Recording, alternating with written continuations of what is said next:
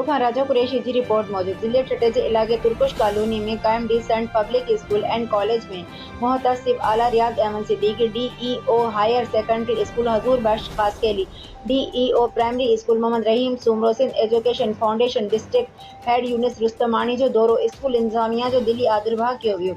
उन मौक़े ते मुहतसिब आला रियाद सिद्दीकी मीडिया के ॿुधायो त स्कूल तमामु बहितरीन आहे। स्कूल भी तमामु ख़ूबसूरत। स्कूल जी बिल्डिंग जा 2 portion 72 room 8 conference hall 1 computer room 1 lab room आहिनि। तुर्कुश हुकूमत जेको स्कूल खे नक्शो ॾिनो आहे उहो भी तमामु बहितरीन ऐं हवादार आहे।